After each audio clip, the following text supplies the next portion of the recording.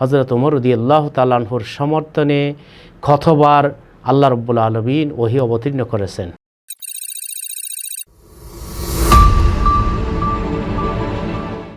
আসসালামু আলাইকুম ওয়া রাহমাতুল্লাহি ওয়া বারাকাতুহু। ইন্নাল হামদালিল্লাহ ওয়াসসালাতু ওয়াসসালামু আলা মান লা নাবিয়্যা বা'দা, আম্মা বাদ। সুপ্রিয় দর্শক, মানাহিল টিভির পক্ষ থেকে আপনাদেরকে স্বাগতম।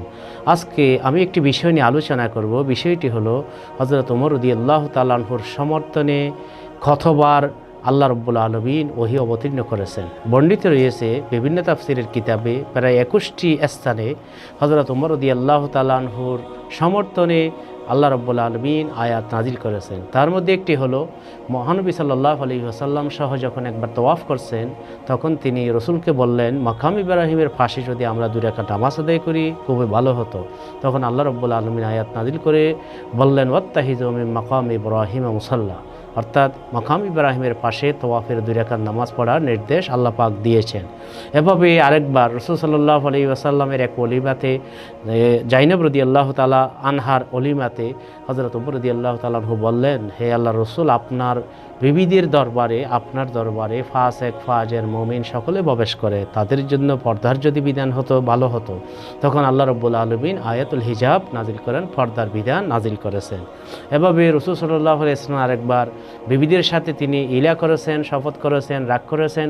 তখন ওমর রাদিয়াল্লাহু তাআলা আনহু বললেন, হে আল্লাহর রাসূল, আমার সাথে যদি আমার বিবি এরকম করতো, আমি তাদেরকে তালাক দিয়ে দিতাম, এর চেয়ে বাকি আরও উত্তম বিবাহ করতাম।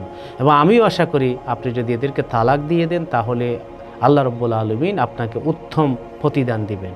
এর সমর্থনে আল্লাহ রাব্বুল আলামিন আয়াত নাজিল করেছেন যে, হে নবীর বিবিগণ, তোমরা যদি দুনিয়া চাও তাহলে দুনিয়া নাও, এবং তোমরা নবীকে ছেড়ে চলে যাও, তার জন্য উত্তম বিবিদের ব্যবস্থা করা হবে। আর যদি আখিরাত চাও তাহলে তোমরা নবীর আনুগত্য করো, এবং নবীর থেকে দুনিয়াবি কোনো লোভ লালসা তোমরা চাইতে পারবে না।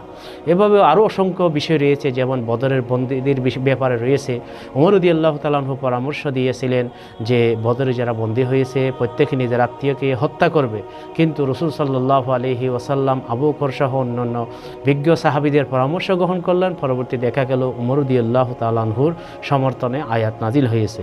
এরকম মদের আয়াতের ব্যাপারে রয়েছে যে, তিনি রাসূলুল্লাহ সাল্লাল্লাহু আলাইহি ওয়াসাল্লামের কাছে গিয়ে বললেন যে, আল্লাহুম্মা বাইয়িন লানা ফিল খামরি বায়ানান শাফিয়া, হে আল্লাহ, মদের ব্যাপারে আমাদেরকে তুষ্টি হয় এরকম কিছু বিধান দিন।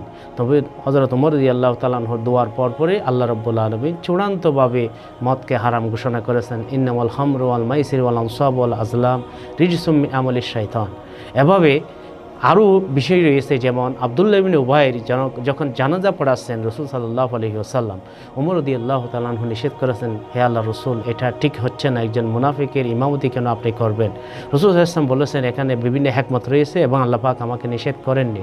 হিকমতটা ছিল এই, রাসূল সাল্লাল্লাহু আলাইহি ওয়াসাল্লাম ওনার জানাজা পড়ানোর কারণে ওনার গোত্র থেকে প্রায় 1000 মতো মুনাফিক সত্যিকার ইমানদার হয়ে গেছে।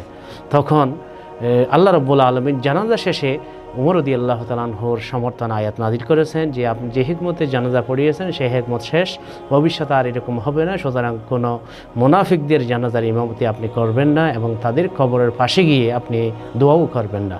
তাহলে এভাবে প্রায় বর্ণিত রয়েছে প্রায় 21টি মতো স্থানে বা 21টি বিষয়ে ওমর রাদিয়াল্লাহু তাআলা আনহু তামান্না পেশ করেছেন, চাহিদা পেশ করেছেন।